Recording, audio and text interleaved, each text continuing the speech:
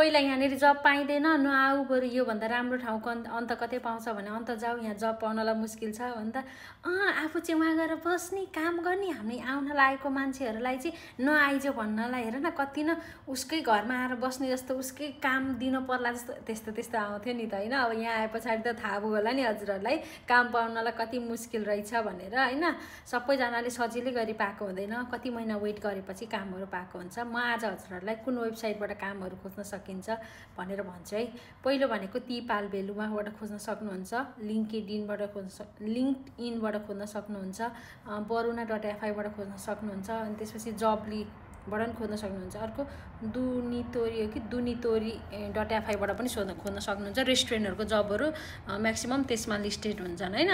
अनि अर्को भनेको जब मार्केट फिनल्यान्डबाट खोज्न सक्नुहुन्छ, त्यसमा पनि एकदमै धेरै जबको भ्याकेन्सीहरू लिस्टेड भइरहेको हुन्छन्।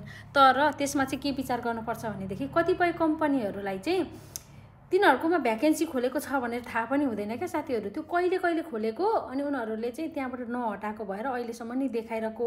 अब जस्तो हुन्छ नि वेबसाइटले नै अपडेट गरिदिने, कम्पनीले अपडेट नगर्ने क्या, त्यस्तो केसहरू पनि मैले धेरैवटा भेटाएको छु। आफैले कल गरेपछि थाहा हुन्छ। त्यही भएर एप्लाई मात्र गरेर नछोड्नु होला। त्यहाँनिर नम्बर छोडेको छ भनेदेखि कल गर्नु होला, नत्र भने त्यो कम्पनीको नाम त हुन्छ नि त, त्यसलाई लगेर वेबसाइटमा खोजेर गुगल गरेर त्यसबाट कन्ट्याक्ट नम्बर निकालेर कल गरेर पनि सोध्न सक्नुहुन्छ हजुरहरूले कि तेरो कम्पनीको यसरी जब भ्याकेन्सी खुलेको छ, स्टिल एभाइलेबल छ कि छैन भनेर सोध्न सक्नुहुन्छ है। नत्र भने यत्तिकै एप्लाई गरेर छोड्नु भयो भनेदेखि रेस्पोन्स त एकदम पोजिटिभ रेस्पोन्स पाउनु भनेको 1000वटा गर्दाखेरि एउटामा पनि हम्बी पर्छ होइन।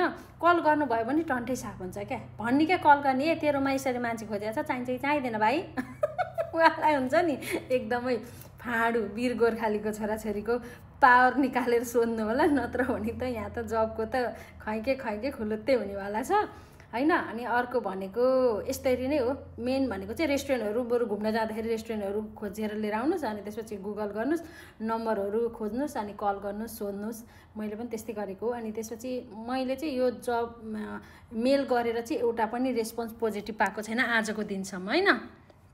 त्यही भएर हजुरहरूलाई पनि मेल गरेर छोड्नुहोस्, मेल गर्नुहोस् भनेर भन्दिनँ, बरु म त पैसा लाग्दैन यहाँ कल गर्नलाई, कल गरेरै सोध्नुहोस्। कल गरेर सोधिसकेपछि आनन्दै हुन्छ। अनि बरु इमेल पनि गरिदिनुहोस् होइन, तिनीहरूकै रेस्टुरेन्टको या होटलको इमेल एड्रेसमा मेल पनि गरिदिनुहोस्। अनि भन्नुहोस् मैले एउटा मेल गरेको छु, मेरो सिभी मेल गरेको छु, फुर्सद भयो भने चेक गर है भन्यो भने 2-3 दिनमा चेक गरेर पठाइदिन्छन् पनि। वेबसाइटबाट एप्लाई गर्नुभयो अनि त्यस पछाडि उनीहरूले रेस्पोन्स नै गर्दैनन् क्या। कल गरिसकेपछि फलानाले कल गरेको थियो है, कस्तो रहेछ के रहेछ, उनीहरूलाई पनि जिज्ञासा हुन्छ नि त होइन, कस्तो रहेछ यो मान्छे भनेर। राम्रो मान्छे त हातबाट जान नदिउँ भन्ने सबैलाई हुन्छ नि त। अनि यस्तै अब जाडो, अब गर्मी सक्यो नि त होइन, समर सक्यो नि त। अब समरमा कति मान्छेले काम गरेर छोडिरहेको हुन्छ। यो चाहिँ राइट टाइम हुनसक्छ कि हजुरहरूलाई होइन काम पाउनको लागि।